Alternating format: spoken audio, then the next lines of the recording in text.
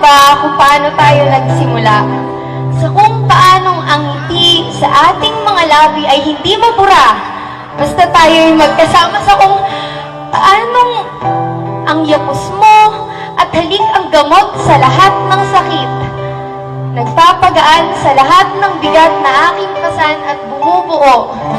Bumubuo sa araw kong kulang-kulang mahal.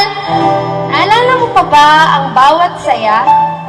Bawat away na pareho nating nalampasan dahil mahal natin ang isa't isa, bawat luha na pareho nating pinunasan dahil di kita kayang mawala. At ganun ka din, di ba?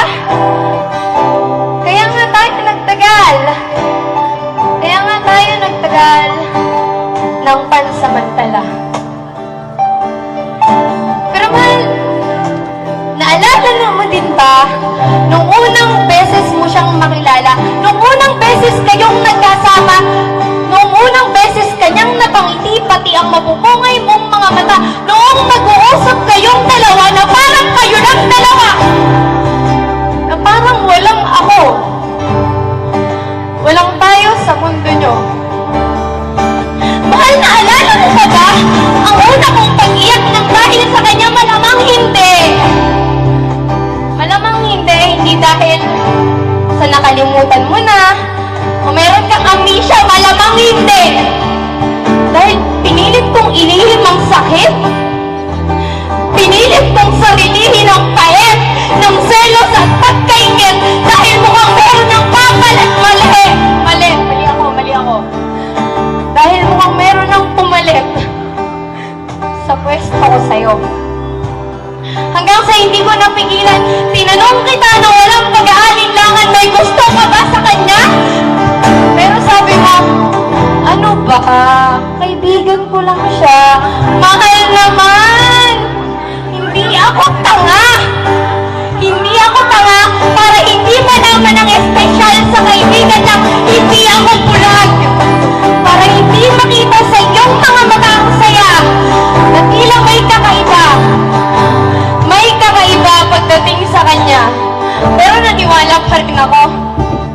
Naniwala pa rin ako na wala lahat sa inyo. Ang pagtiis mo sa akin na hindi ako kausapin habang kausap mo siya, oo, wala lang yun. Ang pagpupuyat mo gabi-gabi at pag-abot niya ng umaga sa pagpupulitan sa mga bagay-bagay na pagkakapareho niyo pala, oo, wala lang yun. Ang pagbabahagi mo sa kanya ng paborito mong kanta habang sabay kayong nag-aaliw sa ilalim ng musika, oo, wala lang yun.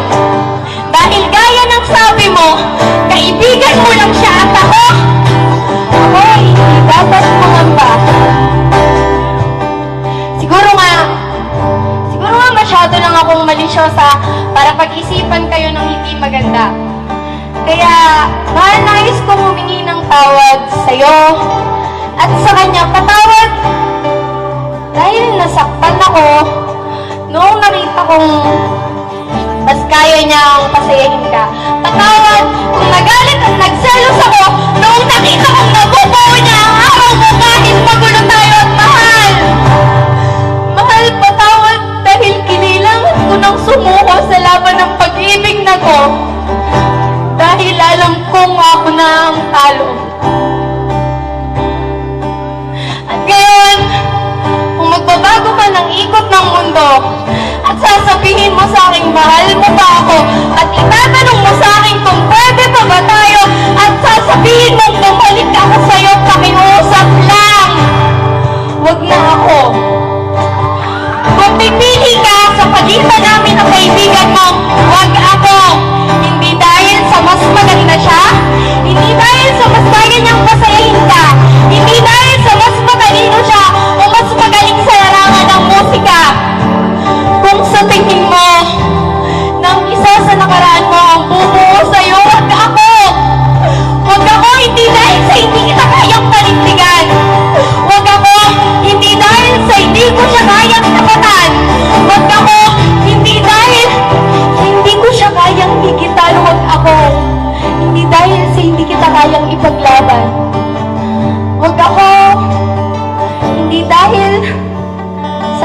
sa'yo. At kung sa tingin mo, meron kang isang taong kailangan pang ipaglaban, pakiusap lang, wag ako. Wag ako, hindi dahil hindi ako si Basha ng second chance. O dahil sa hindi na kita gusto at ayoko na sa'yo, wag ako! Dahil hindi mo naman kailangang mamili sa aming dalawa.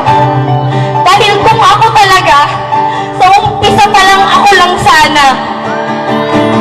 Wag ako dahil hindi mo ako dapat balikan. Dahil ako ang sumuko at nang iwan.